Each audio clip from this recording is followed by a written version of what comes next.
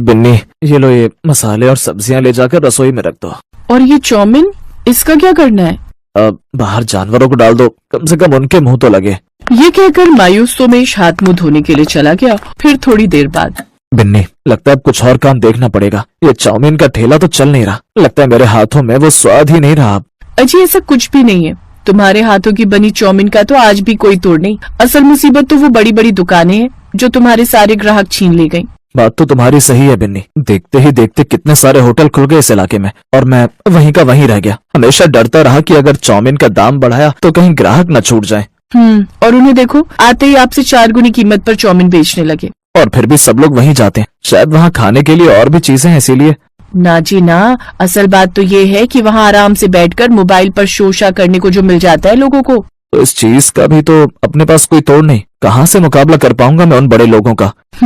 किसी समझदार आदमी ने कहा है, अगर दुश्मन से मुकाबला नहीं कर सकते तो उसे दोस्त बनाने में ही समझदारी है।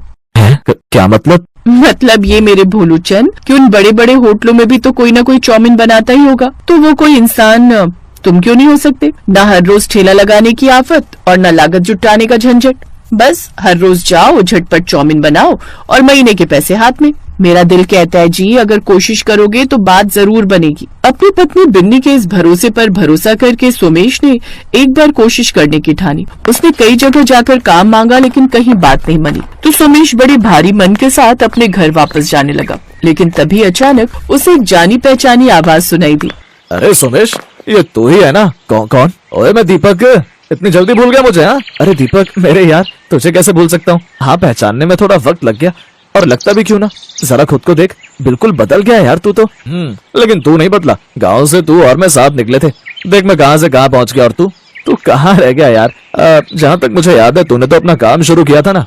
दीपक और सोमेश एक ही गांव से थे और दोनों काम की तलाश में एक साथ शहर आए थे। लेकिन बीते वक्त ने दोनों दोस्तों के बीच काफी बड़ा अंतर पैदा कर दिया था। दीपक को देखकर ही उसकी अच्छी हैसियत का पता चल रहा था, जबकि सोमेश के चेहरे से ही उसकी गरीबी झलक रही थी।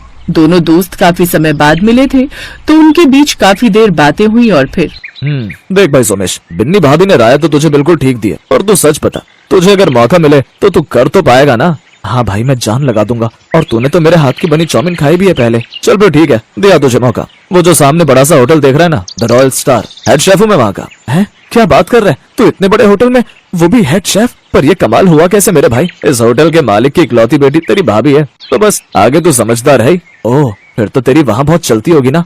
अब सच सच बता मेरे भाई, मेरा काम तो हो जाएगा ना? कमाल करता है यार, तुझे हेड शेफ का मतलब समझ में नहीं आता क्या? जा कल से तू मेरा असिस्टेंट शेफ। और रही बात तनख्वाह की, तो महीने के 30,000। बोल, इतने में तो चल जाएगा ना तेरा काम? अरे मेरी माई, 30,000 में तो बहुत कुछ हो जाएगा। शुक्रिया मेरे दोस्त। यूँ तो दीपक और सोमेश की मुलाकात बस एक इत्तेफाक ही थी, लेकिन ये इत्तेफाक सोमेश की किस्मत बदल चुका था। दीपक का असिस्टेंट शेफ बनकर सोमेश की माली हालत तो सुधरी ही, साथ ही अब उसकी बनाई हुई चाउमीन लोगों की पहली पसंद बनने लगी। और फिर क्या सारे ऑर्डर्स में सिर्फ चाउमीन? ऐसे कैसे चलेगा? इतने बड़े होटल में हम क्या सिर्फ चाउमीन बेचने के लिए बैठे? जाओ कस्टमर से जाकर बोलो चाउमीन आउट ऑफ स्टॉक है, वो कुछ और ऑर्डर करें। बट सर, जितना कहा जाए उतना करो। भूल गए तुम्हें ऐसी बात की सैलरी मिलती है? जी सर। भले ही सोमेश को इतना बड़ा मौका देने वाला दीपक ही था, लेकिन सच ये था कि एक अच्छा दोस्त होने के बावजूद दीपक को सोमेश की वाहवाही बर्दाश्त नहीं हो रही थी। यार दीपक, तू मुझसे कुछ नाराज है क्या? तू जानता है कि मैं चाउमीन बनाने में अच्छा हूँ, लेकिन फिर भी तू मुझे मेरी ड्यूटी हर रोज मेन कोर्स में लगा रहा है। हाँ, तो सिर्फ चाउमीन बनाने के 30,000 खाता रहेगा क्या हर महीने? देख भाई, तेरी मेरी दोस्ती इस होटल के बाहर रख। इस किचन में घुसते ही मैं यहाँ का हेड शेफ हूँ और तू मेरा असिस्टेंट, और ये फर्क मुझसे बात करते समय भी याद रखना। क्या समझा? जी सर। सोमेश समझ गया था कि दीपक बदल गया है, लेकिन उसने दीपक से आगे कोई बहस नहीं की और चुपचाप दीपक की बताई हुई ड्यूटी हर रोज पूरी ईमानदारी से निभाने लगा। लेकिन दीपक की इस हरकत का खामियाजा भुगतना पड़ा होटल को। दीपक, मैं क्या सुन रहा हूँ? तुमने हमारे मेन्यू से हमारी बेस्ट सेलिंग डिश हटा दी। जी डैडी जी, वो मैंने इसीलिए किया था कि हमारी बाकी डिशेस भी कस्टमर्स टेस्ट कर सके और उनकी सेल भी बढ़े। तुम नाकारा हो, ये तो मैं पहले दिन से जानता था, लेकिन तुम इतने बड़े बेवकूफ भी हो, ये अब समझ में आया। सच में मेरी बेटी ने तुमसे शादी करके वो गलती की है जिसका खामियाजा मैं भुगत रहा हूँ। फौरन बुलाओ उस लड़के को जो वो खास चाउमीन बनाता है। सोमेश को बुलाकर न सिर्फ उसकी सैलरी बढ़ा दी, बल्कि उसे उसी समय से सिर्फ और सिर्फ चाउमीन बनाने की जिम्मेदारी सौंप दी गई। और अब ये सब दीपक की बर्दाश्त से बाहर था। ये 2 कौड़ी का सोमेश फटीचर ठेले वाला आज मेरे बराबर पहुंचने की कोशिश कर रहा है। नहीं, ऐसा तो मैं नहीं होने दूंगा। धक्के मार कर निकालूंगा ऐसे होटल से बाहर। हाँ।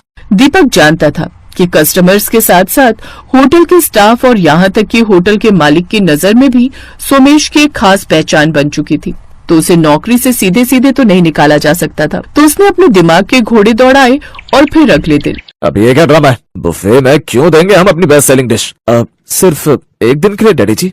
हमारे होटल की 5th एनिवर्सरी पर ये हमारे कस्टमर्स के लिए खास गिफ्ट होगा हमारी तरफ से, और इस बात की पब्लिसिटी हम बहुत पहले ही कर देंगे ताकि उस दिन ज्यादा से ज्यादा लोग आकर हमारी चाउमीन का टेस्ट करें और आगे के लिए फिर हमारा कोई कंपटीशन ही ना बचे। पहली बार कुछ सही आइडिया लेकर आए हो। लगता है सोमेश की संगत का अच्छा असर हो रहा है तुम पर। ठीक है, बोल तो सोमेश को कि वो सारी तैयारी कर ले। उसकी बनाई चाउमीन हमारे बुफे की मेन डिश होगी। दीपक आधी चाल चल चुका था और बाकी का काम उसने तब किया जब सोमेश बुफे के लिए चाउमीन में जाने वाला अपना खास मसाला लगभग तैयार कर ही चुका था। सोमेश, यहाँ का सब हो गया? जी सर, ये मसाला, सॉसेस सब कुछ रेडी है। अब बस मेहमानों का इंतजार है। ठीक है, तो फिर तुम बाहर का सेटिंग अरेंजमेंट देख लो जाकर। वहाँ भी किसी जिम्मेदार इंसान की जरूरत है। और फिर सोमेश के वहाँ से जाते ही, ठेले वाले, इस होटल में ये तेरी आखिरी चाउमीन होगी। ये है ना तेरे खास मसाले जिसके दम पर तू इतना इतराता फिरता है। अब यही मसाले तुझे यहाँ से बाहर निकलवाएंगे। इसके बाद दीपक ने अपने हाथों से सोमेश के बनाए मसाले में ढेर सारा नमक और मिर्च पाउडर मिला दिया और फिर बुफे लगने के बाद, ओह माय गॉड, ये है आपकी बेस्ट सेलिंग डिश। ये तो सॉरी मैडम, लगता है हमारे शेफ से बहुत बड़ी गलती हो गई। इसमें मिर्च और नमक बहुत ज्यादा है ना। ओफो, hey Somesh, come here now. जी सर, ये क्या बनाया तुमने? हमारे कस्टमर का मुंह जल गया। तुम्हारी ये बकवास चाउमीन खाकर तुम आज के दिन ऐसी गलती कैसे कर सकते हो? बाय द वे, कर भी सकते हो। इससे पहले कभी किसी ढंग की किचन में काम किया होता तब तो कुछ सीख पाते। रोड किनारे ठेला लगाते थे ना चाउमीन का, 10 रुपए में पेट भर चाउमीन। हाँ, तुम कभी इस होटल में काम करने के लायक ही नहीं थे। किसी अच्छे शेफ की रेसिपी चुराकर कुछ दिन तो नाम कमा लिया तुमने, बट अब तुम्हारी असलियत आई गई सबके सामने। हे गार्ड्स, धक्का मारकर निकालो इसे बाहर। आज का पूरा इवेंट ही खराब कर दिया इसने। रुकिए, ये आप क्या कर रहे हैं? पहले मेरी पूरी बात तो सुन लीजिए। मैं बोल रही थी कि चाउमीन औसम है, सही तीखा और बिल्कुल सही नमकीन, सब कुछ एकदम बैलेंस है। सच में इससे टेस्टी चाउमीन मैंने आज तक नहीं खाई। क्या वो बरखुदार चौंक गए ना? तुम्हें क्या लगा मेरे दामाद बन गए तो यहाँ जो चाहे करोगे? किचन में तुमसे छिपा कर एक सीसीटीवी कैमरा मैंने इंस्टॉल करवाया, और फिर आगे क्या हुआ होगा इतना तो तुम समझ ही गए होंगे। डैडी जी, सॉरी डैडी जी, मुझसे बहुत बड़ी गलती हो गई। मैं आगे से तुम और कुछ गलत नहीं कर पाओगे, क्योंकि वो सब करने के लिए तुम यहाँ रहोगे ही नहीं। मैं अभी के अभी तुम्हें फायर करता हूँ। और रही बात सोमेश तुम्हारी, तो तुम आज से इस होटल के नए हेड शेफ होगे। आज से तुम्हारी सिग्नेचर डिश इस होटल की पहचान होगी, ठेले की चाउमीन। यस, जहाँ से इस खास डिश की शुरुआत हुई, अब से इसका नाम भी वही होगा। सोमेश को उसकी मेहनत का और दीपक को उसकी करनी का फल मिल चुका था। सोमेश के ठेले की चाउमीन के चर्चे अब दूर दूर तक थे और उसका रुतबा हर बीतते दिन के साथ बढ़ रहा था। सुरेश एक चाउमीन के ठेले पर काम करता था, पर उस ठेले का मालिक सोहन लाल बहुत ही खड़ूस स्वभाव का था। सुरेश जितना मर्जी अच्छा काम कर ले, पर फिर भी उसका मालिक कभी भी उससे खुश नहीं होता था। सुरेश रोजाना सुबह 9 बजे काम पर निकल जाता था और रात को 11 बजे घर आता था। इतनी मेहनत करने के बाद भी उसका मालिक हमेशा उसे किसी न किसी बात के लिए सुनाता रहता था। क्या बात है सुरेश, इतनी देर से ग्राहक खड़े हैं और तेरे से अभी तक एक चाउमीन नहीं बनी? ऐसे काम नहीं होगा, तू तो मेरा नुकसान करवा देगा। मालिक, वो मैंने आपको कल कुछ सामान लिखवाया था, वो कम है, इसीलिए देर हो रही है। कहाँ रखा है सामान? आप दे दो, मैं जल्दी से बना दूंगा। तूने मुझे कब लिखवाया था सामान? मैंने तो कोई सामान नहीं लिखा। झूठ मत बोल, अगर तू लिखवाता तो मैं लेता हुआ आता। अरे भैया, क्या बात है, चाउमीन देनी है या हम जाए? अरे नहीं नहीं, अभी बन जाएगी चाउमीन है, बस थोड़ी देर में मैं सामान मंगवा लेता हूँ। इतना टाइम नहीं है हमारे पास, रहने दो, हम कहीं और से खा लेंगे। हम तो तुम्हारा नाम सुनकर आए थे कि तुम्हारे ठेले की तवा चाउमीन बहुत बढ़िया बनती है। चलो भाई चलो, यहाँ रुकना बेकार है, यहाँ तो सामान ही नहीं है, चाउमीन क्या खाएंगे है? ग्राहक वहाँ से खाली ही लौट गए। सुरेश के मालिक ने सारा गुस्सा सुरेश पर निकाल दिया और गुस्से में सुरेश को चाटा लगा दिया। तेरी वजह से आज मेरे ग्राहक खाली लौट गए। मालिक, आप मेरे ऊपर हाथ मत उठाओ, वरना। क्या करेगा तू है, क्या करेगा तू बता? गरीब भिखारी, मेरे टुकड़ों पर पलने वाला, मेरे को आंखें दिखा रहा है। अरे तू नौकर है, मेरा नौकर। मैं चाहे तुझे मारूं या फिर तेरे साथ कुछ भी करूं, तुझे सब कुछ सहन करना पड़ेगा। मालिक, मुझे आपके पास नौकरी नहीं करनी, आप मेरा हिसाब कर दो, मैं नौकरी छोड़ रहा हूँ। क्या कहा? नौकरी छोड़ रहा है? अब इतनी जल्दी मैं दूसरा नौकर कहाँ से लाऊंगा? 1 रुपया भी नहीं मिलेगा। करना है तो कर, वरना बिना पगार लिए ही यहाँ से निकल जा। मालिक, आपने पिछले 2 महीने से मेरे पैसे नहीं दिए हैं। ये तो गलत बात है। मुझे जब आपके यहाँ नौकरी करनी नहीं तो आप मेरे पिछले पैसे दे दो ना। तेरे पास क्या सबूत है कि मैंने तुझे 2 महीने के पैसे नहीं दिए? जा कर ले जो करना है, मैं तुझे पैसे नहीं दूंगा। सुरेश बिना पगार लिए ही घर लौट आता है। तुम्हारे पैसे मार लिए, तुम्हारे ऊपर हाथ भी उठा दिया। अरे वो कैसा इंसान है। चलो तुम और मैं अभी चलते हैं। कैसे नहीं देगा वो पैसे? अरे पार्वती, वो इंसान ठीक नहीं है। उसके मुंह ना ही लगो तो सही रहेगा। छोड़ो, जाने दो। पर ये तो बहुत नुकसान हो गया ना। तुम्हारे हाथ में कोई काम भी नहीं है, घर का गुजारा कैसे होगा? पार्वती, मेरे हाथों में हुनर है जिसकी वजह से मैं अपना खुद का काम शुरू कर सकता हूँ। बस मुझे थोड़े पैसों की जरूरत होगी और मैं थोड़े पैसे कमाकर फिर से ये काम शुरू कर दूंगा। सुरेश ने थोड़ी मजदूरी करनी शुरू कर दी ताकि वो पैसे कमाकर तवा चाउमीन का ठेला लगा सके। पर एक दिन, अरे पार्वती भाभी, अरे जल्दी चलो। अरे सुरेश भैया बिल्डिंग की सीढ़ियों से गिर गए हैं। उन्हें बहुत चोट आई है। क्या चोट आ गई? कहाँ है भैया? बिल्डिंग के मालिक ने पड़ोस के अस्पताल में भेजा है। सुरेश भैया के सिर पर गहरी चोट आई है। पार्वती दौड़ती हुई अस्पताल जाती है। सुरेश इस दुर्घटना में अपनी आंखों की रोशनी खो देता है। एक के बाद एक परेशानियां सुरेश के परिवार को घेर लेती हैं। सोच रहा था थोड़े पैसे कमाकर तवा चाउमीन का ठेला लगा लूंगा, पर ये मुसीबत आ गई। अब तो मैं देख भी नहीं सकता। मुहताज हो गई है जिंदगी मेरी पार्वती। मैंने ऐसा कभी नहीं सोचा था। ऐसा न कहो। जिंदगी में अगर परेशानी आई है तो उनसे निकलने का हल भी हम मिलकर ढूंढेंगे। आप ठेला नहीं लगा सके तो क्या हुआ, मैं तवा चाउमीन का ठेला लगाऊंगी। बस आप मुझे तरीका बताते जाना, मैं उसी तरीके से बनाने की पूरी कोशिश करूंगी। मैं भी आपकी मदद करूंगी मम्मी। मैं भी आपकी मदद करूंगा मम्मी। ठीक है मेरे प्यारे बच्चों, तुम सब तो मेरी हिम्मत हो। पार्वती उधार पर चाउमीन बनाने का सामान और ठेला ले लेती है। सुरेश उसे बोल बोल कर तवा चाउमीन बनाना सिखाने लगा। जब पार्वती बाजार में तवा चाउमीन का ठेला लगाती तो सुरेश और बच्चे भी उसके साथ ही रहते। पार्वती धीरे धीरे बहुत ही बढ़िया तवा चाउमीन बनाना सीख गई। ग्राहक भी पार्वती के ठेले पर आते तो तवा चाउमीन की बहुत तारीफ करते। सुरेश भैया, ये सब कब हुआ? आपको मैंने सोहनलाल के ठेले पर कई बार तवा चाउमीन बनाते हुए देखा है।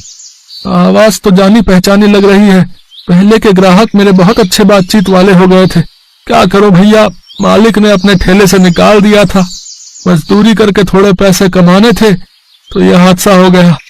कुछ ग्राहक तो सुरेश को पहले से ही जानते थे।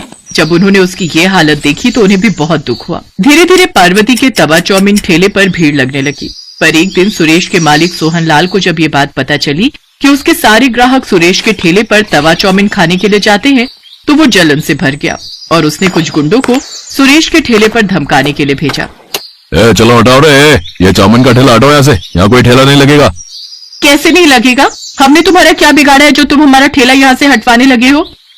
तुम लोग ऐसे नहीं मानोगे हैं? चलो भाई, तोड़ दो इसका ठेला। पार्वती, ये लोग हैं कौन, जरा पूछो तो। ओए, हमें सोहनलाल जी ने भेजा है, समझा? उनके सारे ग्राहक तुम्हारे ठेले पर आने लगे हैं और वो ऐसा कभी नहीं चाहते। इसलिए उन्होंने कहा है कि तू अब ये काम बंद कर।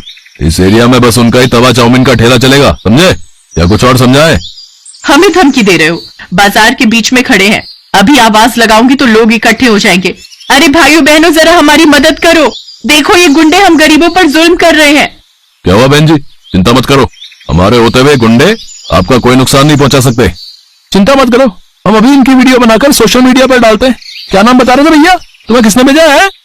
गुंडे थोड़ा घबरा जाते हैं। उनके आसपास लोगों की भीड़ जुटने लगती है, जिनमें से कुछ मीडिया के लोग भी थे और कुछ जर्नलिस्ट, कुछ यूट्यूबर। फिर क्या था, उनको देखकर गुंडे बुरी तरह डर जाते हैं। इतनी देर में सोहनलाल भी आ जाता है।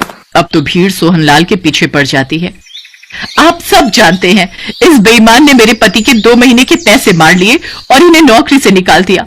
आज मेरे पति की हालत इसी की वजह से है। सीधी तरह से इन गरीबों के पैसे लौटा दो, वरना तुम्हारा ये हाल होगा कि तुम सोच भी नहीं सकते। मैं एक न्यूज रिपोर्टर हूँ। भले ही आज मैं ड्यूटी पर नहीं हूँ, पर अपना फर्ज भली भांति जानती हूँ। सीधी तरह देते हो या तुम्हारे खिलाफ खबर छापूं? नहीं, मैं पैसे देता हूँ। सोहनलाल डर जाता है और वो पार्वती के हाथ में सुरेश के पैसे और बाकी सबके कहने पर उसका जो भी नुकसान हुआ उसमें पैसे बढ़ाकर देता है और उस दिन के बाद उन्हें तंग न करने का वादा करता है।